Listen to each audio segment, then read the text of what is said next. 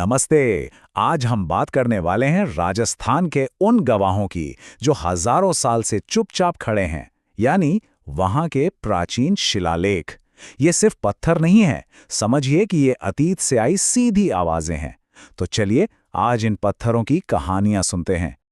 कभी सोचा है कि क्या होता अगर पत्थर बोल सकते? अगर ये हमें अपने दौर की, गुजरे जमानों की कहानियां सुना पाते? सुनने में अजीब लगता है ना? पर यही सवाल हमें एक ऐसी दुनिया के दरवाजे पर ले आया है जहां सच में हर पत्थर के पास सुनाने को एक कहानी है। और इसका जवाब है कि हाँ, राजस्थान में पत्थर सचमुच बोलते हैं। इन्हें हम शिलालेख कहते हैं और ये वो चाबियां हैं जो एक खोई हुई दुनिया के दरवाजे खोलती हैं।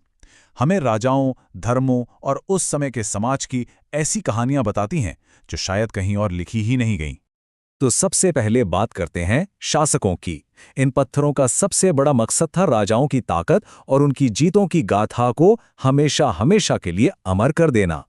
और ये कहानियां किसी एक दौर की नहीं है। ये हमें दूसरी सदी ईसा पूर्व के घोसुंडी शिलालेख से लेकर 15वीं सदी में महाराणा कुंभा की विजय गाथाओं तक, मतलब एक बहुत लंबे विशाल इतिहास की सैर कराते हैं। हर एक पत्थर अपने आप में एक टाइम कैप्सूल की तरह है। राजाओं की तारीफ में लिखे गए इन लेखों को प्रशस्ति कहा जाता था। अब ये सिर्फ तारीफों के पुल नहीं थे, बल्कि पत्थर पर उकेरी गई एक ऐसी पक्की घोषणा थी जिससे ये तय हो जाता था कि आने वाली पीढ़ियां राजा की महानता को कभी भूल न पाएं। और यहां एक बहुत ही दिलचस्प बात सामने आती है। देखिए कैसे दो अलग-अलग राजाओं ने अपनी ताकत दिखाने के लिए बिल्कुल अलग-अलग रास्ते चुने। एक तरफ है महाराणा कुंभा, जिनकी प्रशस्ति में उनकी जबरदस्त सैन्य जीतों का जिक्र है, और दूसरी तरफ है महाराणा राज सिंह, जिनकी राज प्रशस्ति में किसी जंग का नहीं बल्कि अकाल से लोगों को बचाने के लिए बनाई गई एक बहुत बड़ी झील का जिक्र है। मतलब एक ने अपनी पहचान बनाई युद्ध से, तो दूसरे ने लोगों की भलाई के काम से। चलिए अब जरा ये देखते हैं कि ये पत्थर हमें उस दौर के धार्मिक जीवन के बारे में क्या बताते हैं।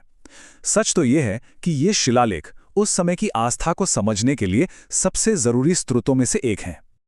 इन पत्थरों में हमें उस समय की धार्मिक प्रथाओं की कमाल की विविधता दिखती है।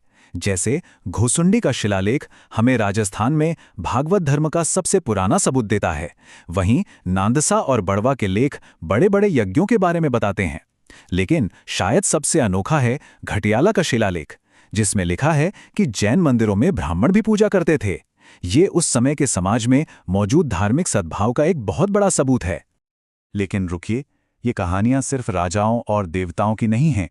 इन पत्थरों से हमें आम लोगों की जिंदगी, उनके रीति रिवाज और समाज की भी एक बहुत ही दुर्लभ झलक मिलती है। जैसे 971 ईस्वी का ये चित्तौड़ का शिलालेख, इस पर साफ साफ एक कठोर नियम लिखा है, मंदिरों में महिलाओं का प्रवेश मना है। ये एक लाइन हमें उस दौर में महिलाओं पर लगी पाबंदियों के बारे में बहुत कुछ बता जाती है। और इसके ठीक बाद किराडो का ये शिलालेख देखिए। ये न सिर्फ हमें ये बताता है कि चतुर्दशी के दिन पशुओं को मारना मना था, बल्कि ये भी दिखाता है कि कानून सबके लिए बराबर नहीं था। अगर कोई आम आदमी ये नियम तोड़ता तो उसे देने पड़ते 5 ड्रम, और अगर शाही परिवार का कोई सदस्य यही गलती करता तो जुर्माना सिर्फ 1 ड्रम। साफ है ना? और ये पत्थर हमें समाज की कड़वी सच्चाइयों से भी रूबरू कराते हैं। जैसे 1273 के चीरवा शिलालेख में सती प्रथा का जिक्र मिलता है। ये हमें याद दिलाता है कि इतिहास हमेशा अच्छा और गौरवशाली ही नहीं होता। ये पत्थर हमें अतीत की एक बिना किसी लाग लपेट वाली सच्ची तस्वीर दिखाते हैं। तो आखिर में सवाल ये उठता है कि पत्थर के ये टुकड़े इतने जरूरी क्यों हैं? हमें इनसे क्या लेना देना है? इस नंबर को देखिए, 25। ये भारत के सबसे बड़े शिलालेख, राज प्रशस्ति को बनाने वाली पत्थर की बड़ी बड़ी शिलाओं की संख्या है।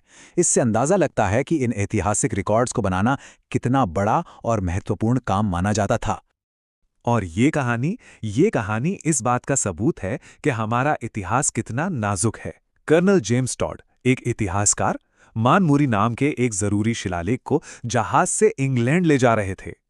रास्ते में जहाज का वजन ज्यादा हो गया तो उन्होंने उस कीमती पत्थर को समुद्र में ही फेंक दिया।